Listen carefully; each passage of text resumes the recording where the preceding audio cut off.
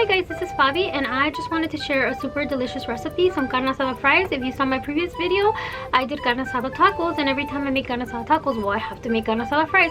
Super good. I no longer drive half an hour to go get them. I just decided to make them at home. It's much easier. Try them, you won't regret it. Super good. Please don't forget to like and subscribe, and let's begin.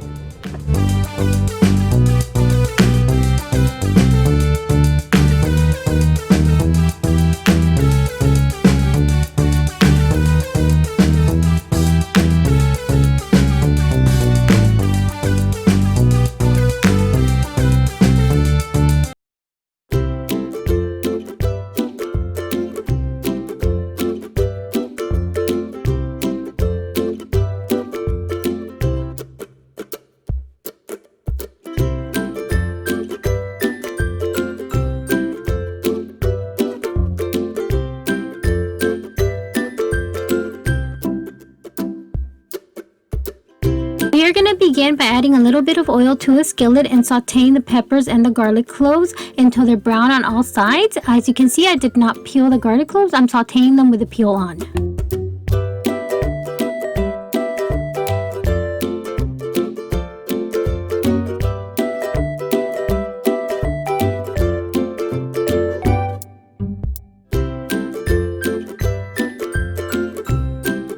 Once they're cool enough to handle, we are going to peel the peppers. If you want them less spicy, you can also take the seed out. If you don't mind, keep it in. It's not going to do anything but make it a little bit more spicy. And we're also going to peel the garlic cloves.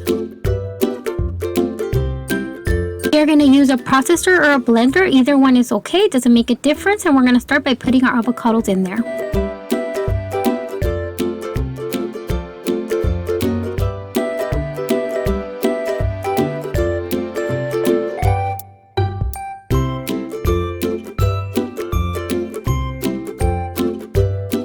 The peeled peppers and the garlic cloves.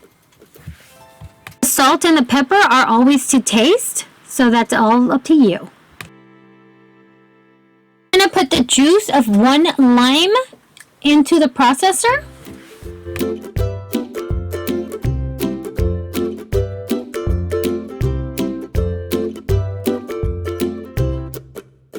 And we're going to process it completely.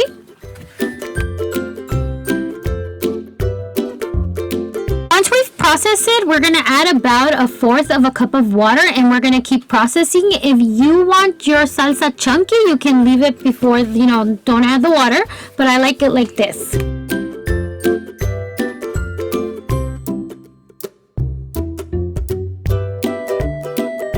We're going to begin our green salsa by putting all our ingredients except for the salt in a pot of water on medium-high heat. It's boiled and the tomatillos have changed color, that means our salsa is ready, and we're going to transfer it into a blender. We're going to also add the salt to taste, and we're going to blend it completely. This salsa was for a meal or for tacos. I would have added cilantro, but since it's for the fries, I did not.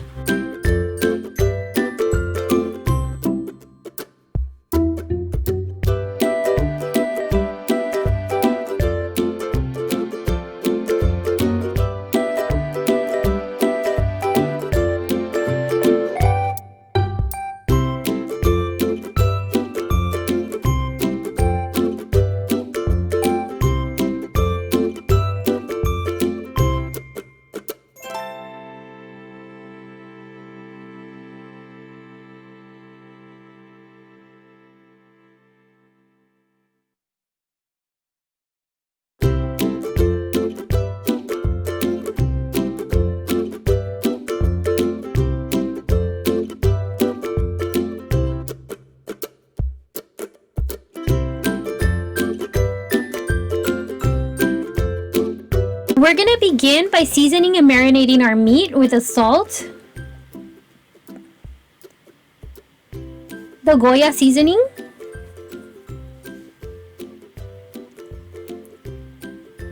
the cumin, the black pepper, the garlic powder,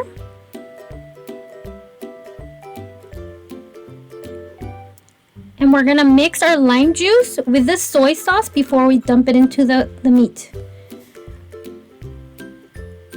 We're gonna add the liquid.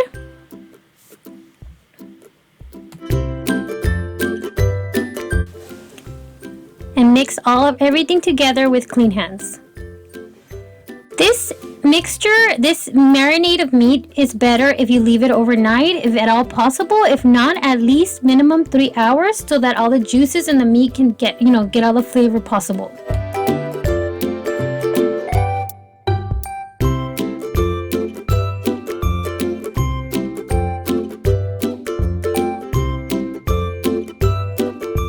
The onion, you dice it up as small as possible. For me, that's better. It has better flavor to it. Here is my diced onion, and now I'm going to start off on the cilantro. Also tiny little pieces, as much as you can. Tastes better to me. At the end of the day, it's all about preference and flavors and whatever you'd like.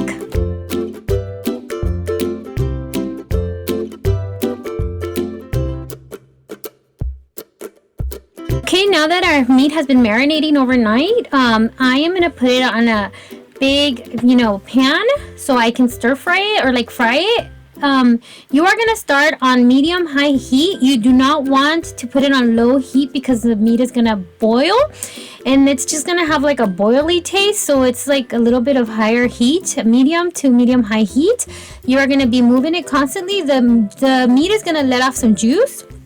You're just gonna let the juice dry up until it starts frying. I like my meat a little bit more on the fried side, like the toasty. It's up to you. Whatever you'd like, you can stop it as long as it's cooked through, you're ready to eat it. And when I say fry, I don't mean like French fries where you add oil to the meat. You actually don't add anything. The meat lets off its own grease, its own fat, and it fries within its own fat. So it's ready to go. Another tip is to make the amount of meat that you're going to eat at the moment, because this meat is not really good like reheated. It dries up really quickly. So it's best to make the amount of meat you're going to eat at the moment and keep the other one in the refrigerator, for future use, and go making as you're ready to go eating the meat.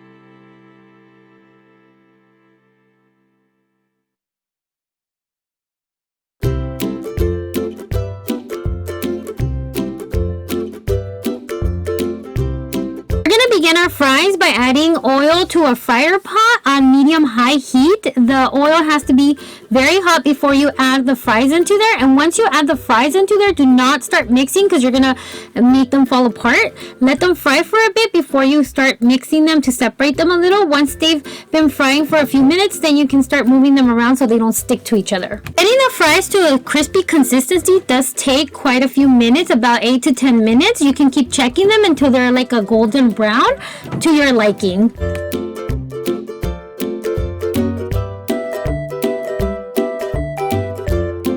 Once the fries are crispy and a golden brown, you want to transfer them to a plate. Drain them from the oil as much as possible and transfer them to the plate because you want to add the Monterey Jack cheese as quickly as possible so it can melt.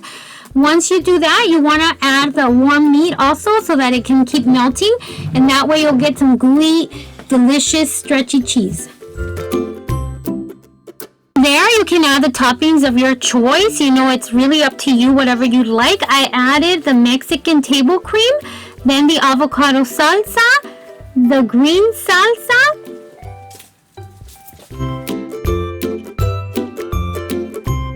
and the onion and cilantro. Of course, you know that all these ingredients are completely optional and you can always make it to your liking and whatever you like on top. This is just the way I buy them and the way that I like them from the beginning. So this is my favorite. I really love them. You should try them because they're super delicious. You won't regret it. And enjoy!